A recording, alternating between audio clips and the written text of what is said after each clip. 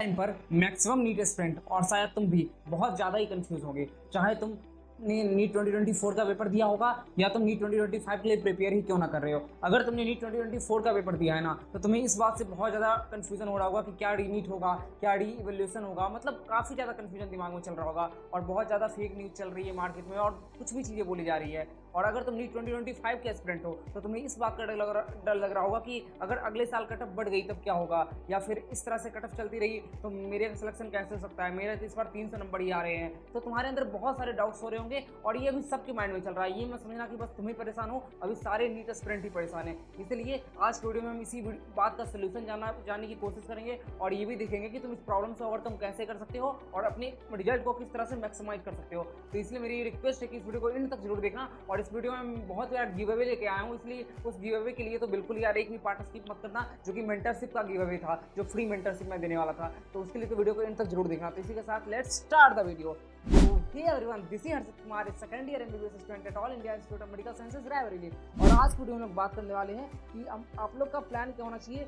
क्या आप लोग को रीनीट के लिए स्टडी करना चाहिए या फिर नीट 2025 के जो स्टूडेंट है वो क्या करे, वो स्टार्ट कर दे स्टडी करना। तो उसी चीज़ को हम देखने वाले हैं आज की वीडियो में। तो देखो यार, आज की वीडियो में हम ये देखेंगे कि जो कंफर्म्ड नीट 2025 स्टूडेंट है, मतलब जिन्होंने ये सोच लिया है कि मुझे नीट 2025 ही देना है, हो सकता होगा वो फ्रेशर होंगे, मतलब वो 12th क्लास में होंगे, या हो सकता है वो ड्रॉपर भी होंगे। मतलब अगर किसी बंदे के सारे 300-400 नंबर आए हैं तो ऑब्वियस सी बात है वो 2025 के लिए प्रिपेयर करेगा, क्योंकि अगर रीनीट होता भी है तो एक महीने के अंदर तो तुम इतना स्कोर कर नहीं सकते ना 600। तो अगर जो कंफर्म सोच लिए कि नीट 2025 के ही स्टूडेंट है, और दूसरे वो कैटेगरी के स्टूडेंट हो जाएंगे जो कि बॉर्डर लाइन पर है नीट 2024 के रिजल्ट पर। बॉर्डर लाइन का क्या मतलब है, जो जनरल कैटेगरी से आ रहे हैं और जिनके नंबर 650, 640, 630 नंबर है, ये बॉर्डर लाइन है। क्यों? क्योंकि हर साल तो इस नंबर पे कॉलेज मिल जाता था, लेकिन इस साल इस नंबर पे कॉलेज नहीं मिल पाएगा। तो उनके लिए क्या हो सकता है, उनके लिए या तो रीनीट हो सकता है, या तो रीवैल्यूएशन हो सकता है, या फिर वो ड्रॉप लेंगे, और वो ड्रॉप पार्शियल भी हो सकता है और कंप्लीट भी हो सकता है। तो कब क्या होना चाहिए ये चीज़ की हम बात करेंगे इस वीडियो में। तो सबसे पहले हम लोग बात करने वाले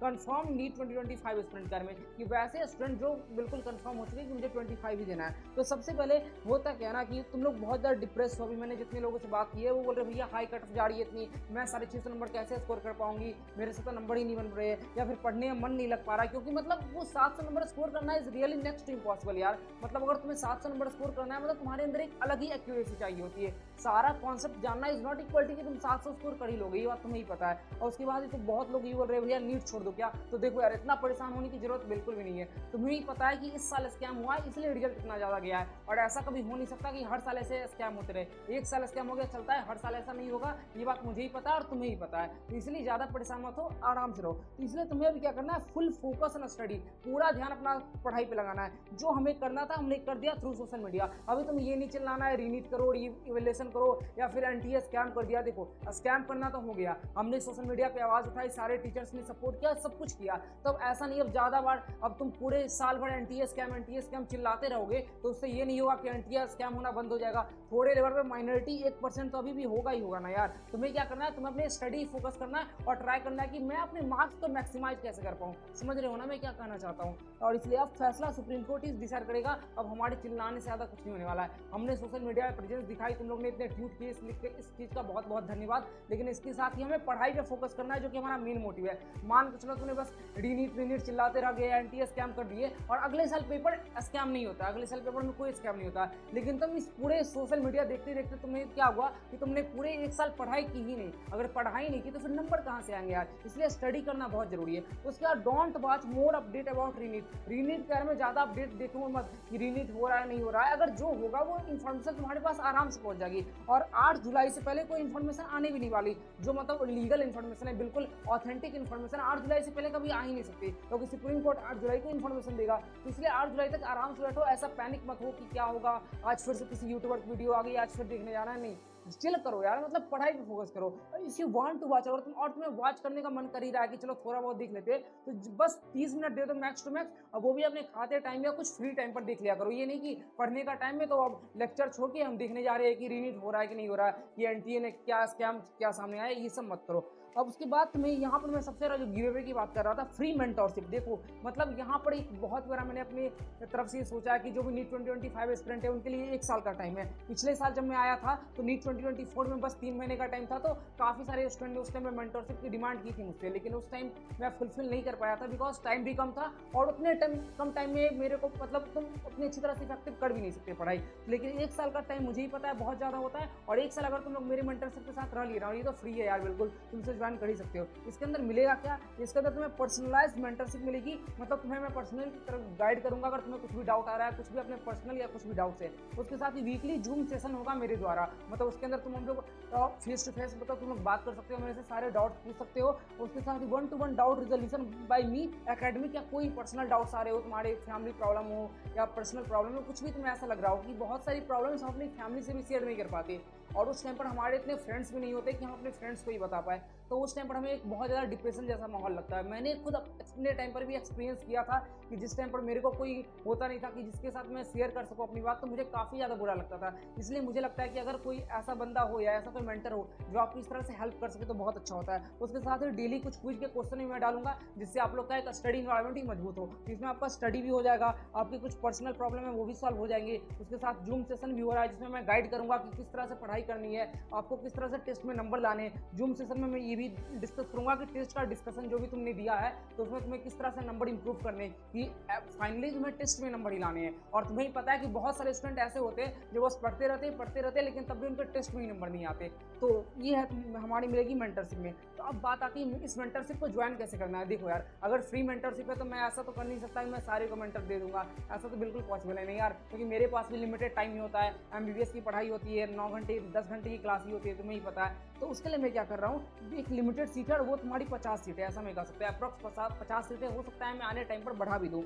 और इसके लिए अप्लाई अगर तुम्हें करना है मेंटरशिप के लिए तो तुम्हें क्या करना है, तुम्हें गूगल फॉर्म फिल करना है जो कि डिस्क्रिप्शन बॉक्स में दिया गया है। और उस गूगल फॉर्म में क्या है, बस बेसिक क्वेश्चन रहेंगे, name, mobile number, email ID, ये सारी चीज़ें रहेगी। उसके साथ ही नीट 2024 का अगर फोटो कार्ड, अगर तुम ड्रॉपर हो और अगर तुम फ्रेशर हो तो तुम नहीं भी डालोगे तब भी चलेगा, ऐसा कोई रिक्वायरमेंट नहीं है उसकी। Update about the result on the Telegram group, और मैं इसका जो भी 50 लोग जो भी मेंटरशिप के लिए फाइनलाइज मैं करूंगा अपनी तरफ से, और तो वो मैं टेलीग्राम ग्रुप पे उसका रिजल्ट मैं पब्लिश कर दूंगा। तो अगर आप तुम लोग मेरे अभी तक मेन टेलीग्राम ग्रुप पे नहीं हो तो सबसे पहले उस ग्रुप को जाके ज्वाइन करो, वो बहुत इंपॉर्टेंट है। और हाँ, मेंटरशिप के लिए मैं एक सेपरेट ग्रुप बनाने वाला हूँ जिसमें मैं बिल्कुल पर्सनलाइज मेंटरशिप करूंगा। एक और बात, इसलिए मेंटरशिप बहुत ज़्यादा स्पेशल भी हो जाती है। तो प्लीज़ यार ये गूगल फॉर्म पक्का से फिल कर देना, तभी तो मेंटरशिप के लिए अप्लाई कर पाओगे। अब बात करते हैं कि जो नीट 2024 के स्टूडेंट्स है और वो बॉर्डर लाइन पर है, उन्हें क्या करना चाहिए। तो देखो अभी 2 तरीका हो सकता है, एक रीवैल्यूएशन हो सकता है और दूसरा रीनीट हो सकता है। तो रीवैल्यूएशन उनके लिए होगा कि देखो अगर more than 1563 student form as grace marks, देखो एनटीए ने क्या कहा है कि मैंने 1563 स्टूडेंट को ग्रेस मार्क्स दिया है, तो अगर ये पाया जाता है कि इससे ज़्यादा स्टूडेंट को ग्रेस मार्क्स मिले तभी रीवैल्यूएशन होगा।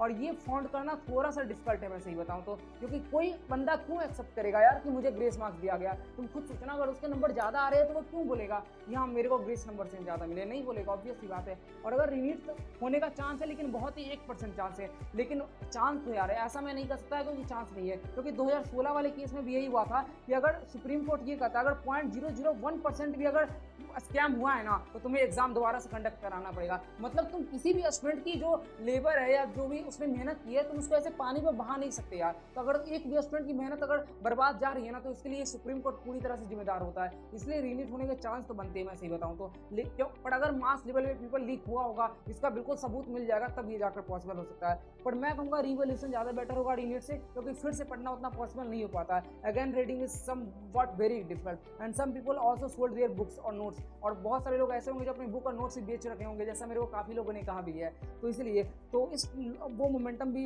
हो चुके हैं, फिर वो ये भी बोल रहे हैं भैया मैं फिर से इतना स्कोर कैसे कर पाऊंगा, अगर डिफिकल्ट पेपर आ गया तो क्या होगा। मतलब काफ़ी सारी चीज़ें, अगर रीनीट होती है तो डिफिकल्टीज बहुत ज़्यादा बढ़ जाएगी, इतनी बात तो श्योर मैं बोल रहा हूँ।